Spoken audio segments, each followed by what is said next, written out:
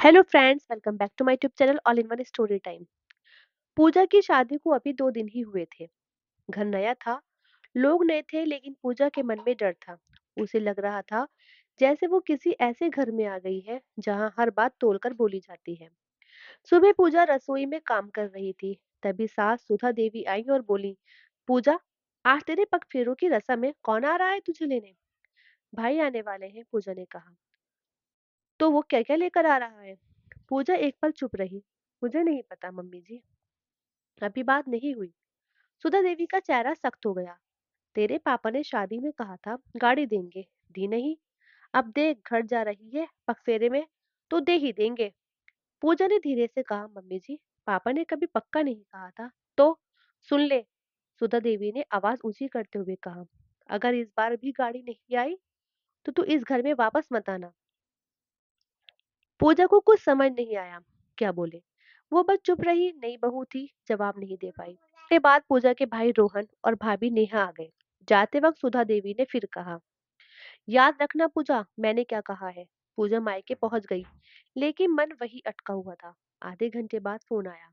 पूजा, सास बोली, मैंने जो कहा था याद है ना? हाँ मम्मी जी, फोन कट गया। पूजा ने तुरंत आदित्य को फोन किया। आदि, क्या सच में गाड़ी इतनी जरूरी है? तुम्हें पता है वो लोग मुझे घर में घुसने नहीं देंगे। आदित्य चिल्ला पड़ा, मुझसे ये सब मत बोलो, मम्मी जैसे कह रही है वैसे ही होगा। मुझे इस झगड़े में मत घसीटो। पूजा को गुस्सा आ गया। तो तुम खुद क्यों नहीं लेते गाड़ी? हर बात में लड़की के घर से ही क्यों? बस करो पूजा। आदित्य ने फोन काट दिया। पूजा रोने लगी। माँ सरिता आई। क्या हुआ बेटा? पूजा ने झूठ बोला, कुछ नहीं मम्मी, बस छोटी बहस थी। माँ चली गई, लेकिन भाभी नेहा वहीं बैठी गई। दीदी सच बताओ, मैं बहू हूँ, मैं समझ सकती हूँ। पूजा रोते हुए बोली, भाभी, मेरी सास कह रही है अगर गाड़ी नहीं आई तो मैं इस घर में वापस ना आऊं। नेहा हैरान रह गई। उसने रोहन को बुलाया। गाड़ी की बात कब हुई? रोहन बोला, मुझे तो कुछ नहीं पता। तीनों पापा रमेश के पास गए। रमेश ने कहा बात हुई थी, लेकिन मैंने कभी वादा नहीं किया था। बस इतना कहा था अगर हो सके तो। पूजा रोने लगी। तो अब मैं क्या करूं पापा? मैं कैसे जाऊं वहां? नेहा बोली, दीदी आप चिंता मत करो, आप खाली हाथ नहीं जाएंगी। पूजा को समझ नहीं आया उसका मतलब। शाम को आदित्य आया, सब बाहर निकले। दरवाजे पर नई गाड़ी खड़ी थी। आदित्य की आंखें चमक गईं। ये हमारी गाड़ी है? रोहन ने चाबी दी। हाँ। आदित्य खुश हो गया। पूजा चुप थी। उसे लग रहा था ये गाड़ी खुशी नहीं, कोई नई मुसीबत लेकर आई है। उसे अभी नहीं पता था कि ये गाड़ी आगे चलकर उसकी सबसे बड़ी लड़ाई बनेगी। पूजा ससुराल वापस आ गई थी, लेकिन अब घर का माहौल पहले से ज्यादा बदला हुआ था। जैसे ही गाड़ी घर के सामने रुकी, सास सुधा देवी थाली लेकर बाहर खड़ी थी। आरती हुई, मिठाई बटी, लेकिन पूजा देख रही थी। सबकी नजर सिर्फ गाड़ी पर थी। कितनी बढ़िया गाड़ी है। ननंद रिया बोली, अब भैया हमें मॉल इसी में ले जाएंगे। आदित्य मुस्कुरा रहा था, हाँ, अब बस इसी में घूमेंगे। पूजा चुप थी। अंदर आते ही सुधा देवी ने पड़ोसन से कहा, हमारे आदित्य ने ली है, ऑफिस से प्रमोशन मिला था ना। पूजा ने कुछ नहीं कहा, लेकिन दिल में एक चुभन सी हुई। अगले दिन से रोज यही होने लगा। आदित्य इसी गाड़ी से ऑफिस जाता, सास मंदिर जाती गाड़ी से, रिया सहेलियों के साथ घूमने जाती गाड़ी से। लेकिन अगर पूजा कहती मुझे बाजार जाना है, तो जवाब मिलता, ऑटो कर लो या मेट्रो ले लो। पहले पूजा को लगा शायद ये सब नया नया है, इसलिए। लेकिन एक दिन नेहा का फोन आया, दीदी कल हमारी एनिवर्सरी है, आप जरूर आना। पूजा खुश हो गई। उसने आदित्य से कहा, मुझे कल मायके छोड़ दो। आदित्य बोला, कैब से चली जाना, मुझे टाइम नहीं है। पूजा ने पूछा, अपनी गाड़ी होते हुए भी? आदित्य ने अकड़ में कहा, गाड़ी मेरी है, मैं तय करूंगा कौन बैठेगा। पूजा चौंक गई, मेरी नहीं है। आदित्य बोला, तुम्हारे नाम पर थोड़ी है। पूजा चुप हो गई, लेकिन मन में बात बैठ गई। अगले दिन पूजा कैब से मायके गई। शाम को सब गाड़ी से आए। पूजा आगे बैठने लगी, तो रिया बोली, मैं आगे बैठूंगी। आदित्य ने कुछ नहीं कहा। पूजा पीछे बैठ गई। अब उसे साफ समझ आने लगा था, ये गाड़ी सबकी है, बस उसकी नहीं। कुछ दिन बाद सुधा देवी के मायके से फोन आया, भाई के घर पूजा है, सबको लेकर आना। उन्होंने कहा। सुधा देवी खुश हो गई, अब सबको दिखाऊंगी हमारी गाड़ी। सब तैयार हो गए, सब गाड़ी में बैठ गए। पूजा बाहर ताला लगाकर आई, देखा रिया आगे बैठी है। पूजा ने कहा, रिया पीछे बैठो, मैं आगे बैठूंगी। सब चौंक गए। रिया बोली, मैं नहीं हटूंगी। आदित्य ने कहा, छोड़ो पूजा, पीछे बैठ जाओ। पूजा पहली बार तेज बोली, नहीं। सब चुप हो गए।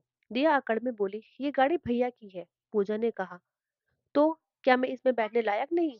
आदित्य हंसा, तुम ड्राइव भी नहीं जानती। पूजा बोली, मुझे आती है। आदित्य बोला, झूठ मत बोलो। पूजा ने फोन निकाला और ड्राइविंग लाइसेंस की फोटो दिखा दी। आदित्य चौंक गया, तुम्हारे पास लाइसेंस है? पूजा बोली, और एक चीज और। उसने गाड़ी के कागज दिखाए, नाम था पूजा। सब सन रह गए। आदित्य ने कागज देखे और धीरे से बोला, ये कब हुआ? पूजा ने कहा, पापा ने शुरू से मेरे नाम से ली थी। तुमने सिर्फ चाबी देखी, कागज नहीं। रिया पीछे हट गई, सुधा देवी कुछ नहीं बोली। पूजा ड्राइविंग सीट पर बैठ गई, लेकिन उसके दिल में खुशी नहीं थी, बस ये एहसास था, अगर आज नहीं बोली तो पूरी जिंदगी चुप रहना पड़ेगा। सत्यनारायण की पूजा में सब जब पहुंचे तो सुधा देवी पूरे गांव से लोगों से कहने लगी, हमारे आदित्य ने नई गाड़ी ली है। पूजा चुप थी, पहले भी चुप थी, लेकिन आज चुप रहना मुश्किल था। कोई बोला, बहु भाग्यशाली है, इतना अच्छा पति मिला। कोई बोला, आजकल के लड़के बहुत आगे हैं। पूजा का मन अंदर से जल रहा था। पूजा ने धीरे से कहा, ये गाड़ी मेरे पापा ने मुझे गिफ्ट की है, मेरे नाम पर है। सब एक दूसरे को देखने लगे। सुधा देवी का चेहरा उतर गया। घर लौटते वक्त कार में सन्नाटा था। घर पहुंचते ही सुधा देवी फट पड़ी, ये सब क्या था? सबके सामने मेरी बेइज्जती कर दी। पूजा ने शांत आवाज में कहा, मैंने सच बोला।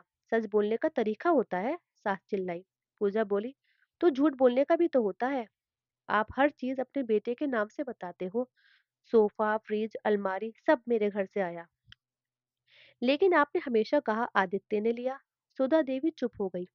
पूजा ने आगे कहा, जब गाड़ी नहीं थी तब आपने मेरे पापा को सबके सामने नीचा दिखाया। अब जब है तो आप उसका नाम बदल रही हो। आदित्य पहली बार बोला, मम्मी ये बात सही है।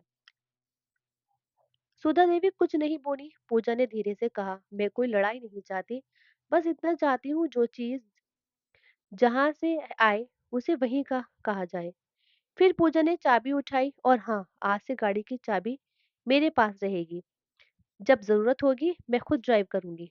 आदित्य कुछ बोलने ही वाला था, फिर रुक गया। उस रात घर में कोई झगड़ा नहीं हुआ, लेकिन कोई अपनापन भी नहीं था। सब अपने अपने कमरे में चले गए। कुछ दिन बदले हुए थे। सुधा देवी अब कुछ बोलने से पहले सोचती थी। रिया भी सीधी बात नहीं करती थी। आदित्य भी अब बहस से बचता था, लेकिन पूजा समझ गई थी, ये घर अब भी वही है, अब उसे दबाना आसान नहीं रहा। रिश्ते अब भी ठंडे थे। मुस्कान अब भी नकली थी, लेकिन पूजा अब चुप नहीं थी। और यही असली जीत थी, हर जुल्म की एक हद होती है। दोस्तों, आप पूजा की जगह होते तो क्या करते? कमेंट में जरूर बताएं, क्योंकि आपके कमेंट हमारी कहानियों के लिए बहुत महत्वपूर्ण है। तो कहानी को लाइक और चैनल को सब्सक्राइब करना जरूर। तब तक के लिए tata, bye bye and thanks for watching.